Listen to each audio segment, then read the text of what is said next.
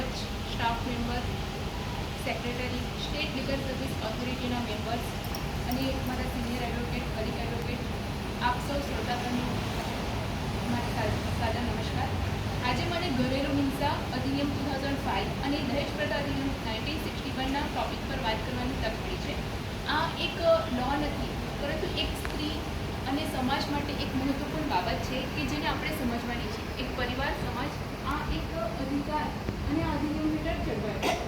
આપણે જોઈએ તો કોન્સ્ટિટ્યુશનમાં દરેકને ઇન્ડિપેન્ડન્ટ હિંસા એટલે કે જ્યારે સ્ત્રીને માનસિક રીતે તણાવવામાં આવે અને ટોર્ચર કરવામાં આવે, કોઈ ફિઝિકલી નહીં પરંતુ મેન્ટલી, કે ગમે તેમ બોલવામાં આવે, ગાળો લેવામાં આવે, કે એ જ્યાં રહેતી છે, હવે એ સાસરામાં રહેતી હોય તો એને ગમે તે રીતે ટ્રીટ કરવામાં આવે, કોઈ સ્ત્રીને એક કામ કરવા માટે જ રાખવામાં આવેલી હોય તો એ એનો અધિકાર નથી.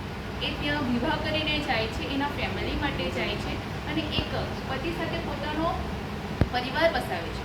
તો શું એ કામવાળી ગણાય? ના, એ સ્ત્રીને પૂરો અધિકાર છે કે ત્યાં એ પોતાનું ઘર બનાવવાને પ્રોટેક્શન રીતે જીવે.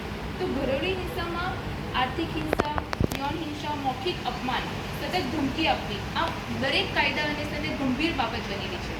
તો ઘરેલું હિંસા અધિનિયમ હેઠળ જ્યારે કોઈ આ રીતે સ્ત્રી પીડાતી હોય, હવે એને કોઈ સ્ત્રીને મારવામાં આવે, કોઈ રીતે બોલવામાં આવે, ગાળો લેવામાં આવે, તો તેને પહેલાં તો એક શેર હોલ્ડરમાં રહેવાનો અધિકાર મળે, પ્રોટેક્શન મળી શકે, રેસિડન્સ ઓર્ડર મળી શકે, મેન્ટલી રિલીફ મળી શકે, કસ્ટડી ઓર્ડર મળી શકે, કમ્પેન્સેશન ઓર્ડર મળી શકે.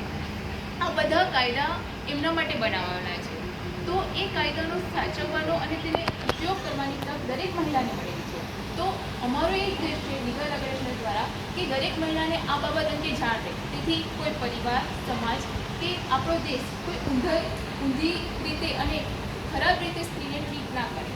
આ કાયદાનો હેતુ પરિવાર તોડવાનો નહીં, પરંતુ મહિલાને સુરક્ષા, સન્માન અને ન્યાય આપવાનો છે. હવે આપણે જોઈએ તો ડોવરી, દહેજ પ્રતિદિન.